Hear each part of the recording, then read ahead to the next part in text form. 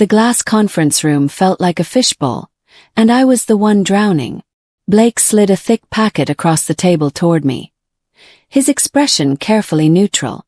The HR representative, Patricia, sat beside him with a laptop open, her face set in professional disappointment. I picked up the document, my hands surprisingly steady despite the earthquake happening inside my chest.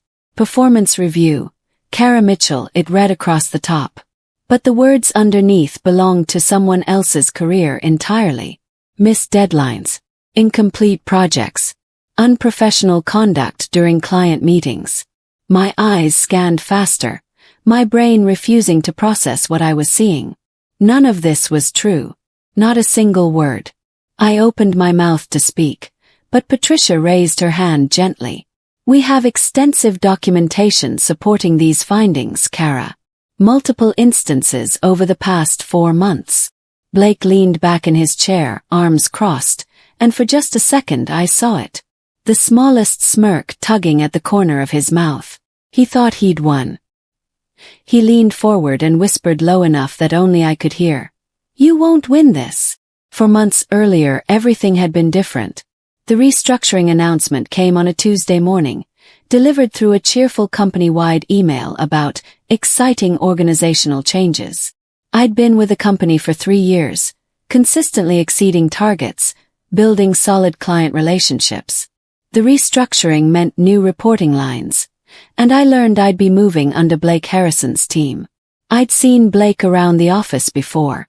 Mid-30s, always dressed sharp, the kind of guy who spoke confidently in meetings and seemed to know everyone.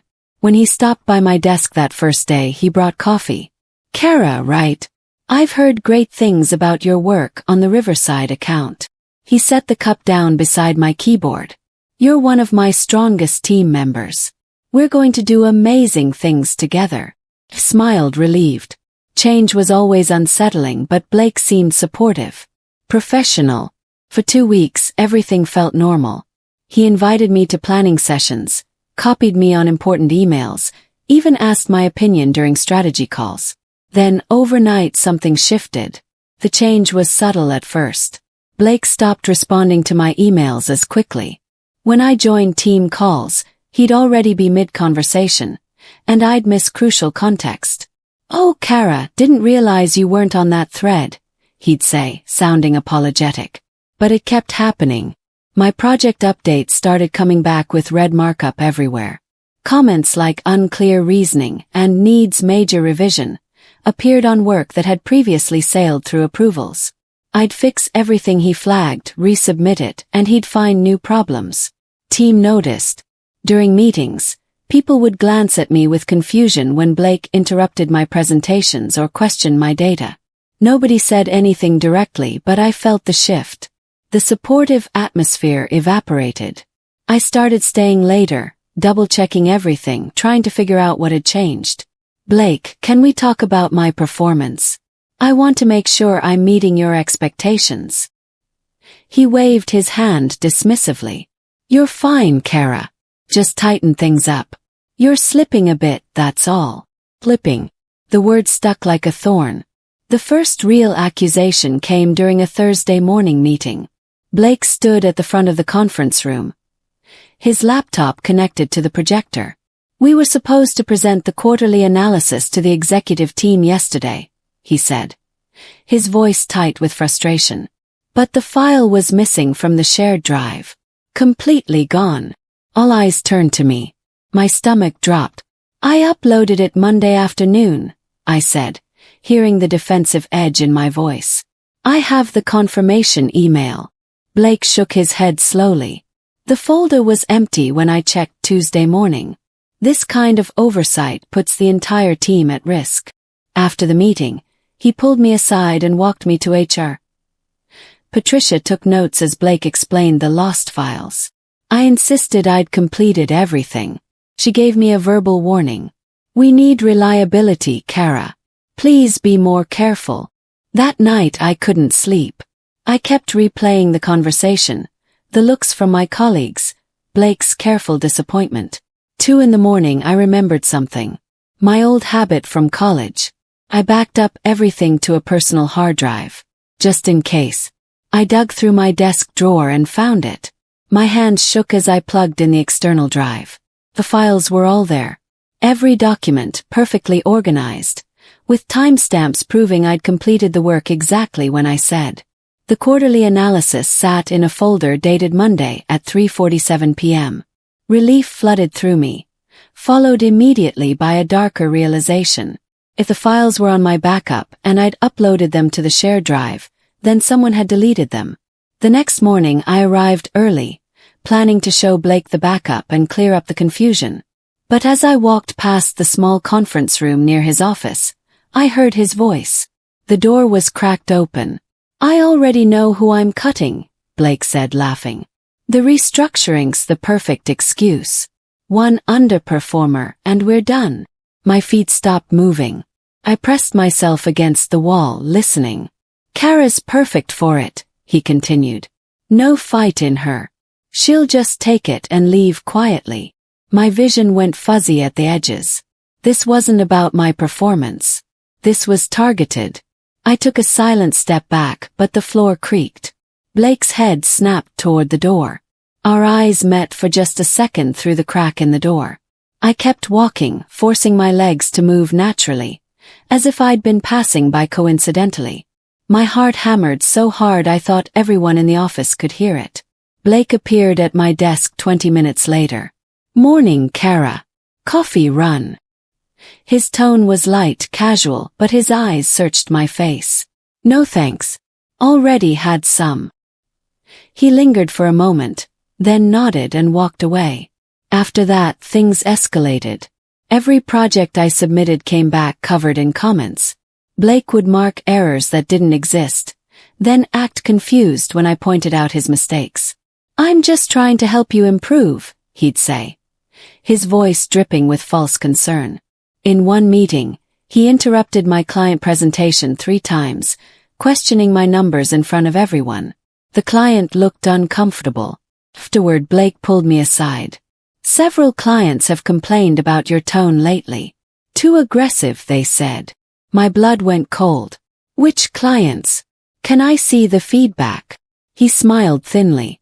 "I deleted the email. Sorry. But trust me, you need to work on your communication skills." That afternoon, I did something I'd never done before. I contacted one of my clients directly, outside official channels. "Mr. Patterson, this is Kara from the account team. I wanted to follow up on some recent feedback about my communication style." There was a long pause. "Feedback? What feedback?" he asked, genuinely confused.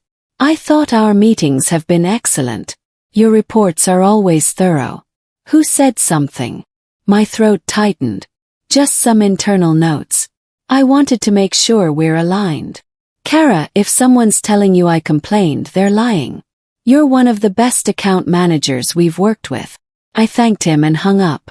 My hands were shaking again, but this time it wasn't from fear. It was from anger. Blake wasn't just twisting the truth. He was inventing entire scenarios, creating false narratives to justify whatever plan he had in motion. The next day, a colleague named Troy stopped by my desk. He glanced around to make sure no one was listening, then leaned in close. "He did this at his last job too," Troy whispered. "Got someone fired using fake documentation. Just be careful." Then he walked away. That night, I sat at my kitchen table with my laptop and the external hard drive. My old manager, before the restructuring, had been meticulous about documentation. She taught me to keep backups of everything. "Technology fails," she used to say. "Always have a plan B." I'd kept every version of every file I'd ever worked on. Clean copies, untouched by Blake's red pen sabotage. I created a new folder and labeled it simply, "Continuity, required by former manager." No anger in the title. No accusation. Just a professional habit from someone who'd been taught to be thorough. I organized everything chronologically. The quarterly analysis with its original timestamp. Client reports showing completion dates. Email confirmations of uploads. Project files that Blake had returned marked with errors that didn't exist in my original versions. Side by side, the truth was undeniable. My phone buzzed. An email from Patricia in HR. Subject: Formal performance review scheduled. Please bring any documentation you feel is relevant to your performance discussion. Friday, 2 p.m. My finger hovered over the reply button. Had 3 days. 3 days to decide how to handle this. Instead of panicking, I got strategic. I printed everything. Clean versions of my work on the left. Blake's altered versions on the right. Timestamps highlighted in yellow. I used tabs to organize sections. Projects, client communications, timeline discrepancies. The folder grew thick with evidence. Then I started updating my resume. I wasn't going to wait around to be fired. If Blake wanted me gone, I'd leave on my own terms. I applied to 5 companies that week, targeting roles that would be lateral moves or promotions. By Wednesday, I had 2 phone screens scheduled. By Thursday, one company wanted me to come in for a full interview. We're moving fast on this position, the recruiter said. If things go well, we could have an offer to you by next week. I took the interview Friday morning before my HR meeting. The hiring manager, a woman named Teresa, asked thoughtful questions about my experience. I felt the tension in my shoulders ease for the first time in weeks. When I walked back to my car afterward, my phone rang. Unknown number. Kara, it's Blake. Just checking in. How are you doing? His voice was syrupy sweet, completely different from how he'd been acting. Alarm bells went off in my head. I'm fine. Why? Just wanted to make sure you're feeling supported. This time of year can be stressful with all the restructuring changes. He paused.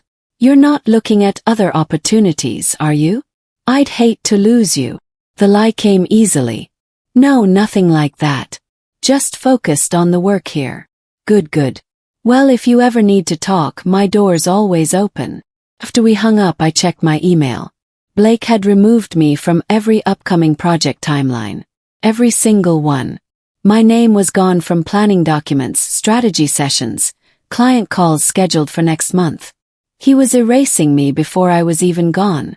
That evening I got a notification. An automatic reply from the system, confirming my attendance at tomorrow's final performance review. Final. The word choice wasn't accidental. I pulled out my folder of evidence and reviewed everything one more time. Had to be ready. I had to be perfect. Friday morning, I arrived at my desk to find a message waiting. The sender was listed as anonymous through our internal system. Just a subject line. You need to see this. Attached was a spreadsheet. I opened it carefully, half expecting a virus. It was Blake's team metrics tracker. The one he used to report our performance to upper management. But something was wrong.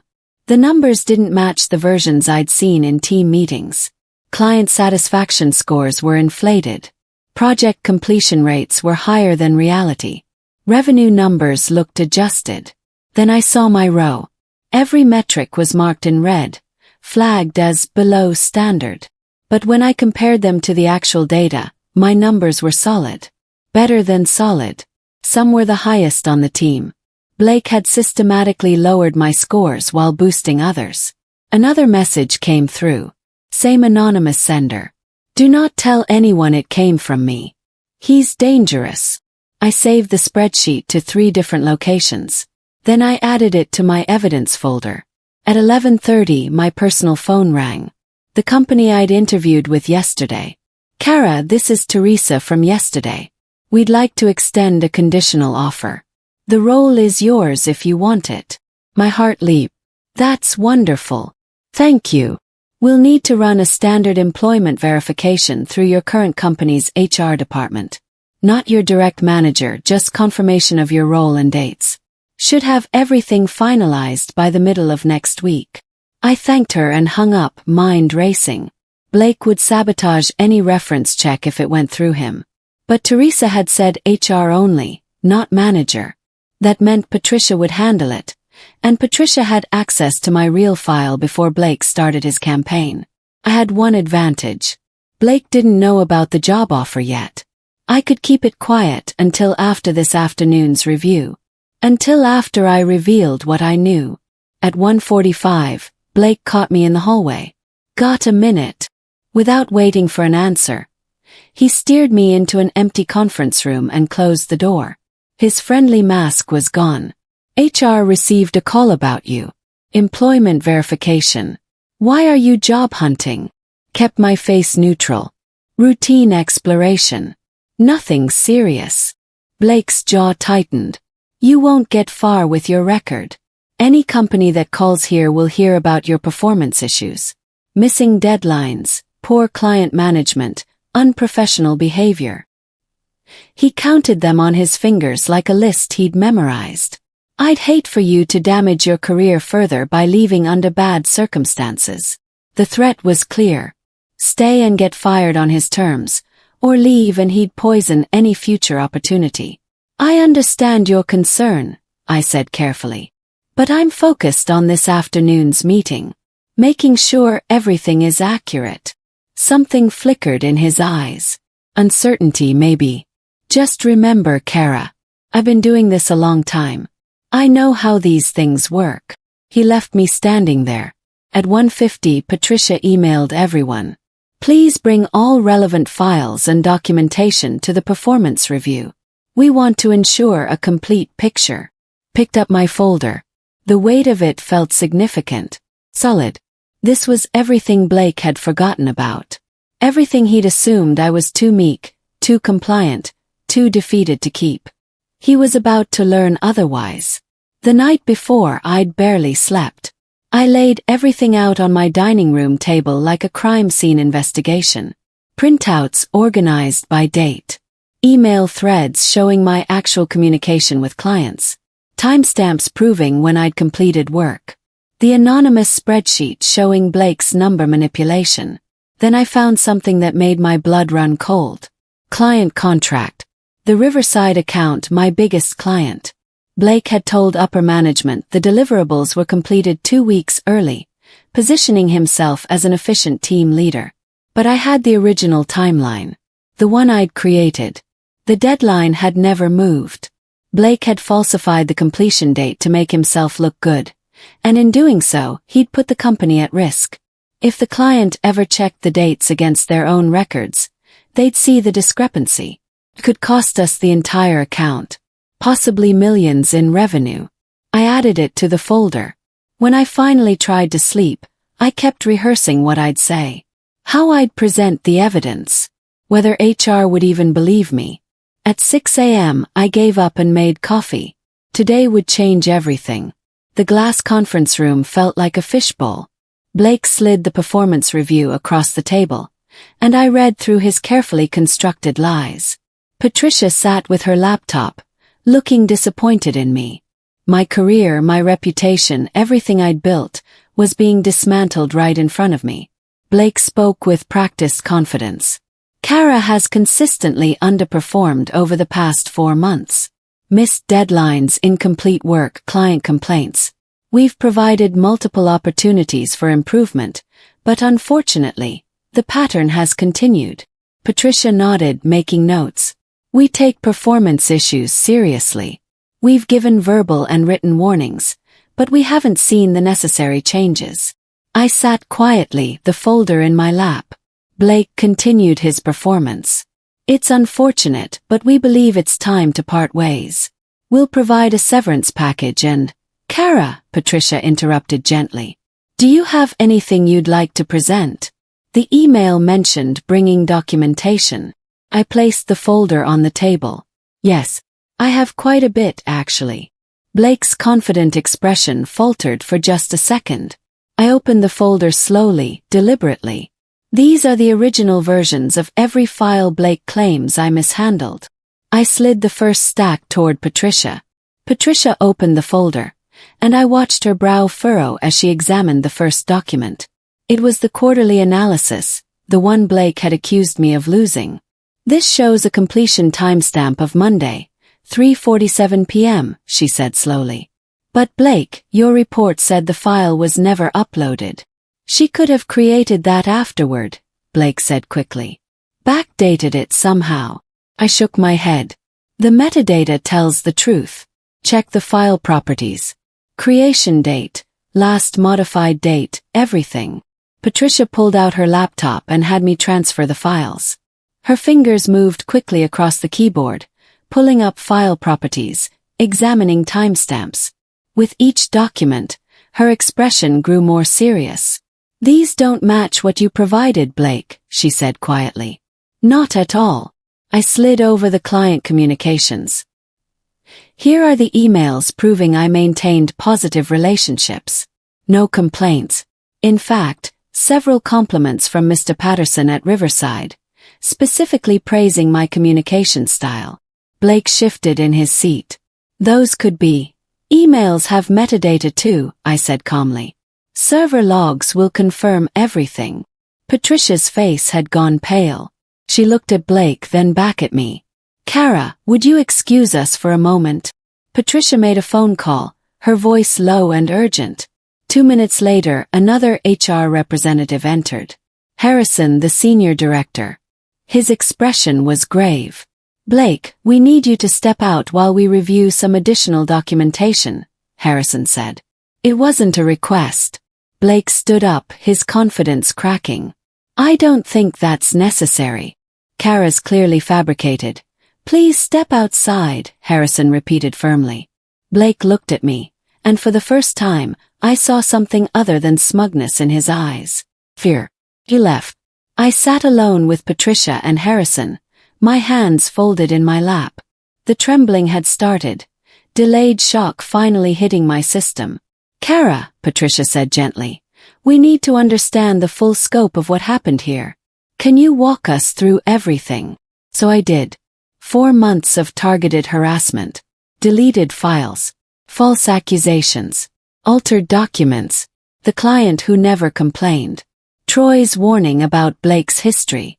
By the time I finished, Harrison was making rapid notes. "We'll need copies of everything in that folder," he said. Then he asked the question I'd been waiting for. "Is there anything else we should know?" I slid the anonymous spreadsheet across the table. "This came from someone on the team. I don't know who. But it shows Blake has been altering performance metrics across the board." Harrison opened it, his face darkening as he scrolled through the numbers. "These don't match our official reporting at all." Patricia was already pulling up comparison files. "Harrison, look at this. The revenue numbers he reported last quarter. They're inflated by nearly 15%. The room went silent. That kind of financial misrepresentation wasn't just about one employee being targeted. It was fraud. It affected investor reports, client billing, company valuations. "We need to bring in the legal team," Harrison said quietly. Over the next week, I went through 4 separate interviews. HR spoke to everyone on Blake's team. The stories came flooding out. Troy admitted Blake had pressured him to corroborate false narratives about my work. Another colleague revealed Blake had asked her to sign a complaint about me she hadn't actually written. A third person shared emails showing Blake had been systematically taking credit for team successes while blaming failures on others.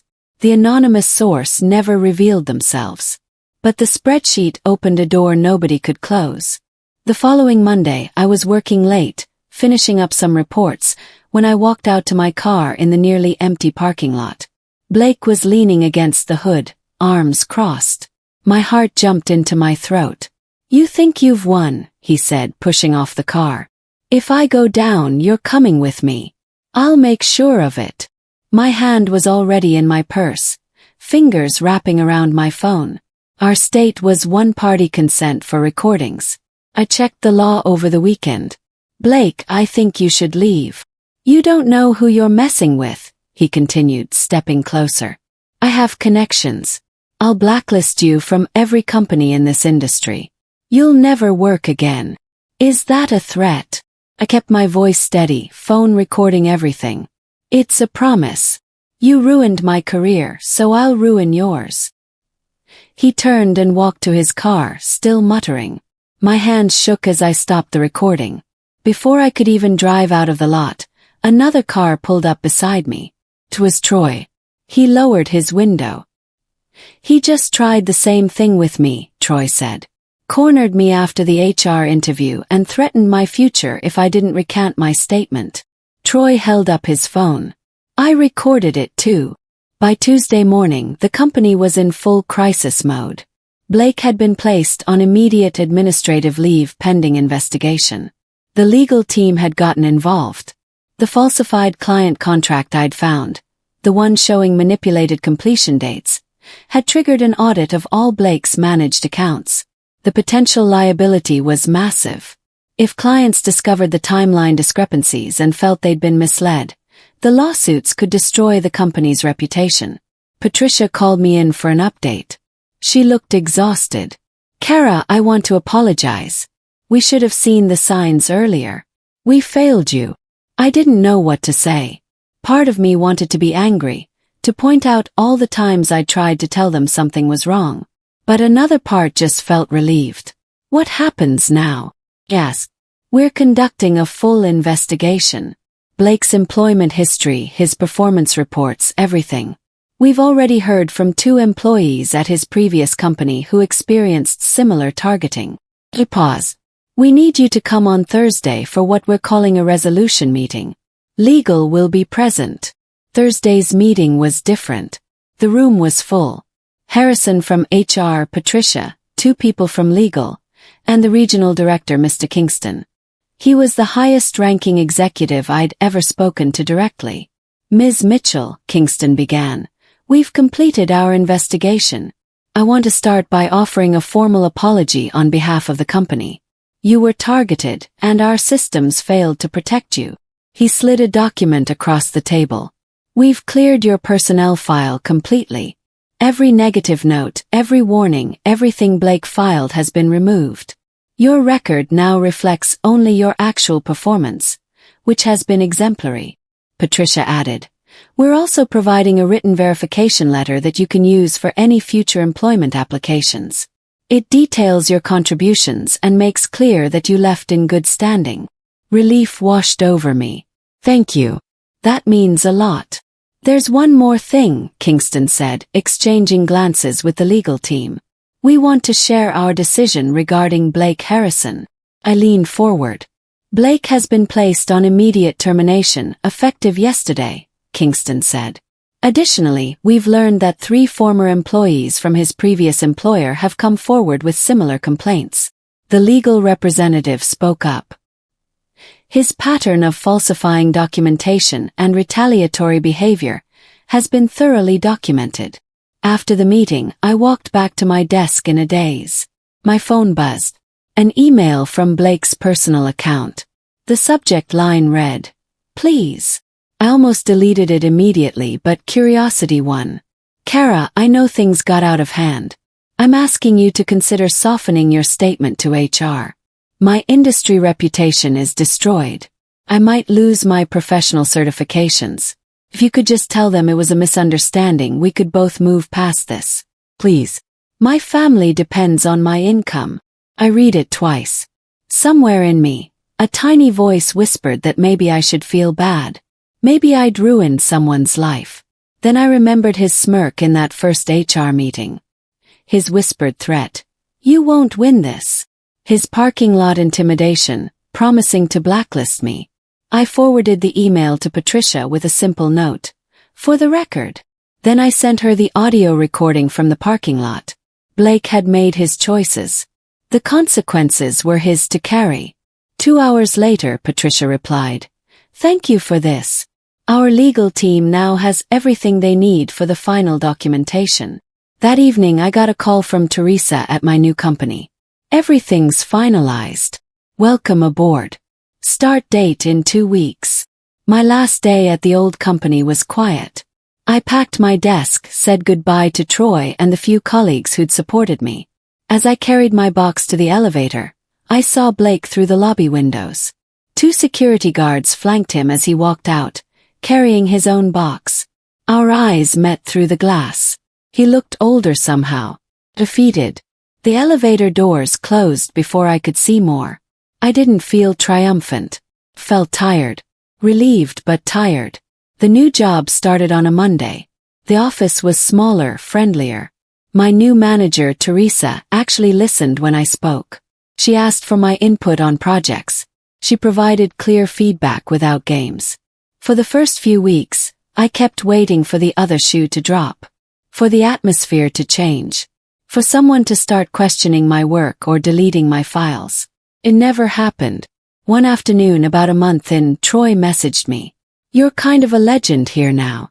Everyone knows what happened with Blake. People are being more careful about documentation, speaking up when things feel wrong. You changed the whole culture." I hadn't set out to change anything. I just wanted to survive. 3 months into my new job, I received an unexpected email. Subject: Request for meeting. It was from Mr. Kingston, the regional director from my old company. "Ms. Mitchell, leadership would like to meet with you in person to express something personally.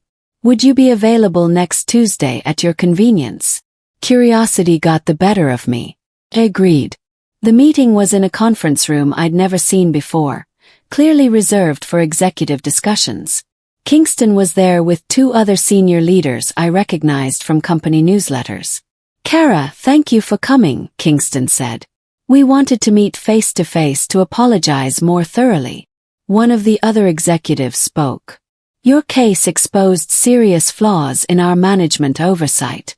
We've implemented new policies, regular audits of manager behavior, anonymous reporting systems, protection protocols for employees who raise concerns. Blake Harrison has been permanently flagged in our industry's professional network," Kingston added. "He won't be able to hold a management position without that history appearing. Other companies have been notified about his pattern of behavior." They handed me an envelope. Inside was a formal letter of recommendation. Not the standard verification Patricia had given me. This one was different. The letter was detailed, specific. It outlined my contributions, my professional conduct, and explicitly noted that I'd left in excellent standing. "You can use this for any future opportunity," Kingston said. "It's signed by all of us. We failed you when you needed protection, but we want to make sure no future employer doubts your capabilities." I took the letter, feeling the weight of official company letterhead. "Thank you. This really does help." As I drove home, I thought about everything that had happened. 4 months of being gaslit, targeted, systematically undermined. The fear, the doubt, the nights wondering if I was crazy. But I'd survived it. Not through revenge or by playing Blake's games. I'd won with truth, patience, and proof. The backup drive had been my secret weapon. The habit of documentation, drilled into me by a manager who'd cared about protecting her team.